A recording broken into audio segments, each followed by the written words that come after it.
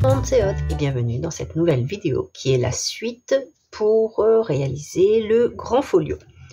Donc le grand folio a été fait en tuto dans la dernière vidéo.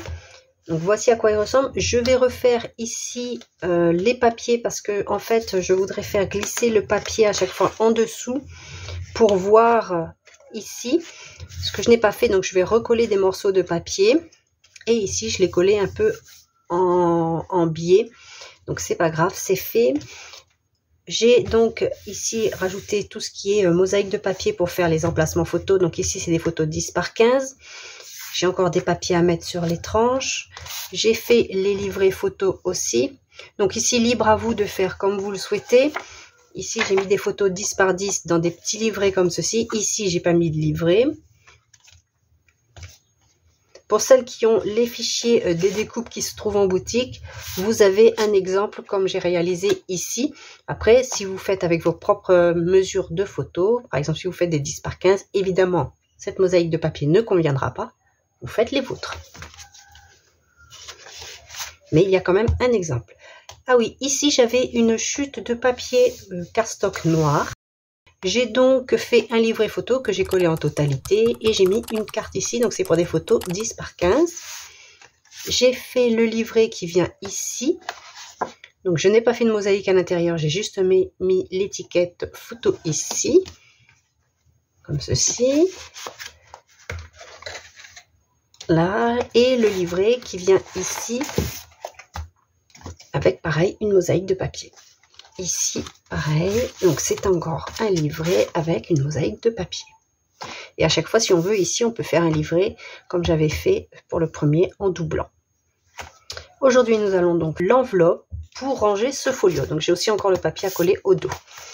Donc, voici mon prototype. Vous pouvez bien sûr le réaliser comme j'ai fait ici dans un papier imprimé, mais dans ce cas, il faudra renforcer en collant un papier à chaque fois à l'intérieur parce que du simple papier, c'est pas assez solide ou peut-être alors du 300 grammes. Mais je conseille quand même de consolider à chaque fois en recoupant juste les parties ici. Et nous, on va l'aimanter. Donc, pour ce faire, je vais vous mettre les schémas à l'écran. Parce que ça va être un peu compliqué pour vous donner toutes les dimensions comme ici. Donc, vous mettez sur pause et vous faites les schémas. Ceci, c'est le devant. J'ai fait une petite bordure qui rappelle ce qu'il y a dans le folio. Ici, c'est l'arrière. Toujours pareil, le petit schéma vient à l'écran. Mettez sur pause pour le réaliser. Et ceci, c'est ce qui va venir fermer et que l'on n'a pas aimanté. Alors, si vous le faites par vous-même, ceci, vous pouvez faire juste quelque chose de droit. Vous arrondissez en bas comme une enveloppe ou alors vous faites à la main ici comme vous le souhaitez. Ceci est disponible en boutique. Les fichiers de découpe sont disponibles en boutique et ce sont des découpes sur des feuilles 30-30. Si jamais j'arrive à vous faire la découpe sur une feuille A4, ce que je doute parce que ici c'est déjà 21 par... donc ça ne passe pas avec la machine Silhouette portrait. On va commencer par assembler le devant et le dos. Comme ceci, en mettant les pattes de collage sur l'intérieur.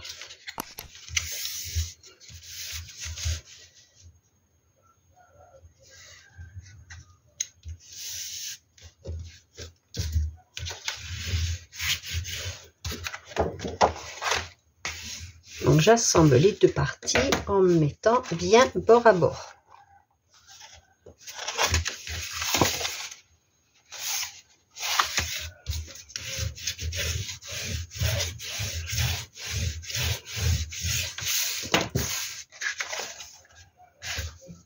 Le cardstock ici que j'ai utilisé fait 210 grammes et il va être renforcé par 2 papiers par la suite. Ensuite, on va venir refermer en collant l'autre patte de collage.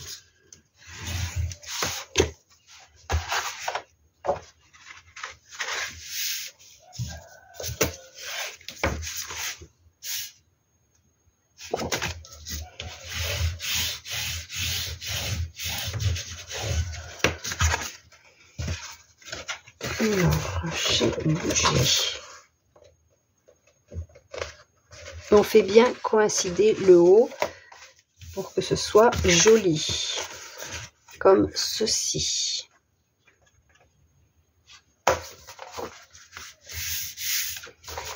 Alors, pour que ce soit plus facile, avant de venir fermer le bas, je vais coller déjà les papiers de collection qui viennent tout autour. On colle les papiers imprimés et les papiers argentés, sauf le papier imprimé de devant, car on va devoir mettre des aimants. Pour consolider la structure qui est en cardstock, je colle deux papiers. J'ai un papier effet miroir ici argenté et par-dessus, je vais coller mon papier de collection. Donc là, je vais pouvoir le faire les côtés et le dos. Pour le dos, ce que j'ai fait, c'est que j'avais ce papier là. Donc normalement, il prend toute la feuille. Dans Silhouette, j'ai importé donc mon papier A4. Donc je l'ai mis en 21-29-7. Et ensuite, j'ai pris les mesures de la découpe que j'avais besoin pour le dos. Donc, je ne sais plus combien ça faisait, mais je crois que c'est 20,2 par... Donc, j'ai reporté les mesures et j'ai modifié les mesures de ce papier et j'ai envoyé à l'impression. Il n'y a pas besoin d'une imprimante sans marge pour faire ce papier-là, parce que vous voyez, il y a déjà la marge ici. Il suffit de centrer votre papier dans Silhouette et puis vous les imprimez. Pour celles qui ont bien sûr les fichiers Silhouette et qui utilisent les fichiers Silhouette. Ou SVG, ce doit être pareil, je suppose. Voilà, je sais pas exactement pour Cricut si vous pouvez importer votre papier et depuis Cricut faire l'impression sur votre imprimante. Normalement oui, parce que vous avez l'option, on peut faire le print and cut, mais sans mettre les repères. Avec Silhouette, on peut ne pas mettre les repères. Alors, donc je n'aurai plus qu'à découper le contour pour le coller. Donc là, je vais coller les différents papiers. Je vais profiter parce que mon papier, là, il est à plat. Donc d'abord l'argenté, ensuite le papier de collection à chaque fois. Alors, toutes ces marques-là, c'est parce qu'en fait, j'ai utilisé... vous savez, les rouleaux autocollants, donc j'ai collé sur un papier DCP Clairefontaine 200 grammes, ou même un autre papier, vous faites comme vous le souhaitez.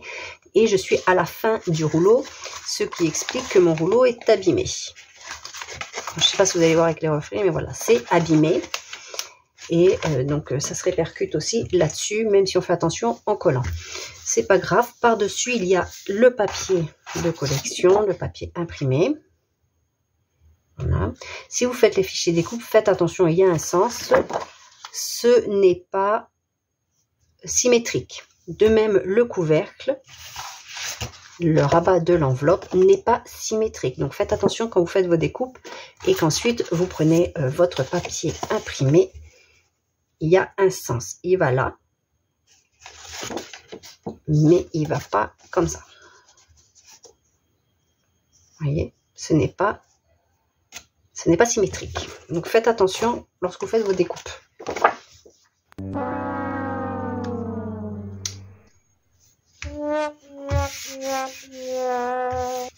Allez, je continue de coller sur les deux côtés et sur le dos et je reviens. Dans la précipitation, je me suis trompée.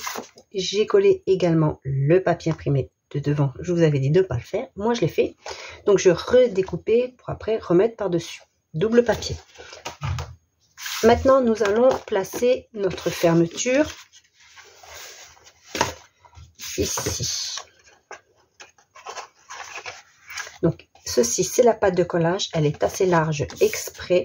Et on va venir bien mettre dans le fond. Alors, soit à l'extérieur.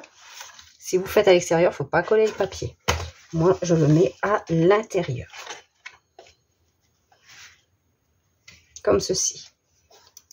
Si vous ne voulez pas voir la pâte, bien sûr, il faut le mettre sur l'extérieur et qui sera caché après par le papier de collection. Moi, je préfère la mettre à l'intérieur. Peut-être qu'après, je mettrai une chute de papier sur le haut.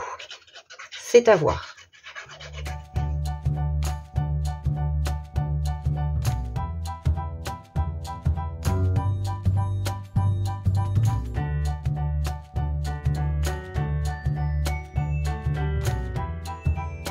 Alors, je vais finir en fermant la boîte ici. Donc, j'ai déjà collé mon papier ici.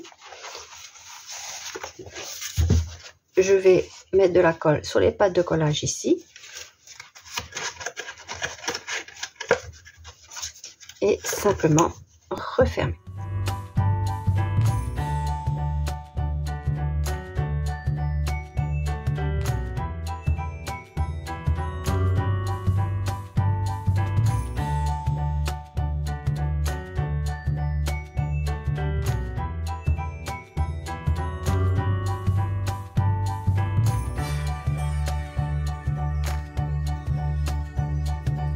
Pour les aimants, je vais déjà mettre le folio à l'intérieur.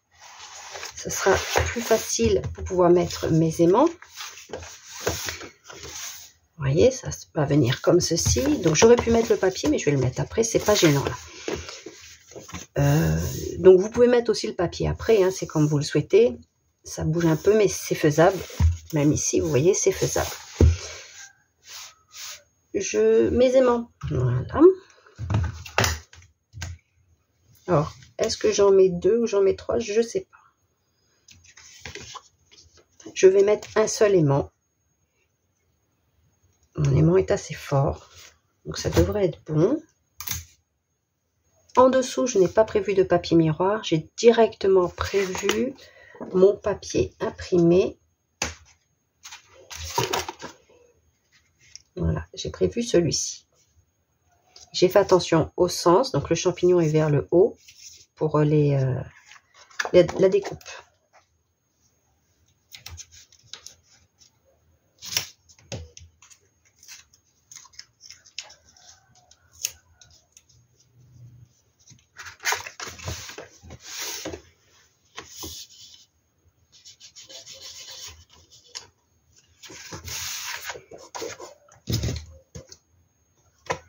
Alors si comme moi vous mettez 2 couches de papier, si vos aimants ne sont pas forts, mettez d'abord votre papier premier cardstock, moi c'est l'argenté, et ensuite vous mettez l'aimant et seulement après vous cachez l'aimant avec le papier imprimé.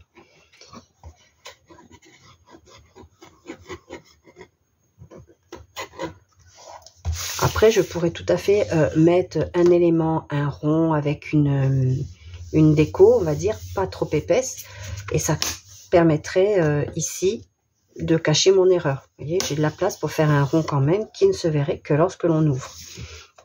J'ai préféré imprimer directement mon papier. Donc maintenant, je vais coller.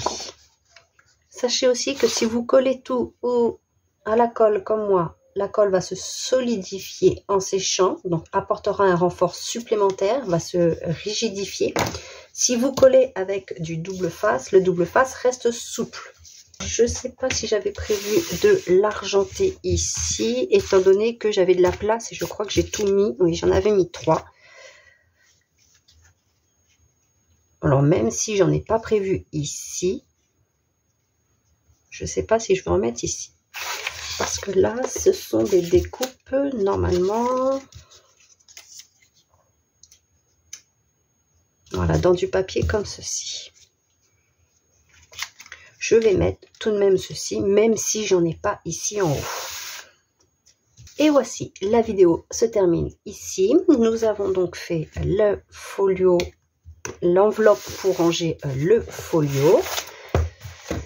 À voir si je mets pas, comme je vous ai dit, une chute de papier ici, car il m'en reste. Vous voyez, juste pour mettre sur le haut. Notamment la découpe de ce papier là ou de ce papier là, il doit me rester un morceau, à voir si je ne le mets pas en dessous. Là c'est juste une découpe supplémentaire qui n'est vraiment pas obligatoire. Je vais modifier le papier que j'ai mis ici pour bien voir la bordure ici, sachant que ici c'est pour mettre ensuite des cartes. Alors une grande carte qui est déjà dedans. Et on peut mettre aussi cette carte-là, hop, dans ce sens aussi. Voilà, on peut mettre plusieurs cartes, des petites, des moyennes, et on fait descendre. Donc, je vais poursuivre ceci, les petites finitions. Je vais rajouter un titre aussi ici. On se retrouve pour la vidéo présentation. J'espère que le tutoriel du grand folio de la grande enveloppe 3D vous a plu. Si c'est le cas, n'hésitez surtout pas à le dire en commentaire et je vous dis à très vite pour la présentation de tout ceci. Bye bye!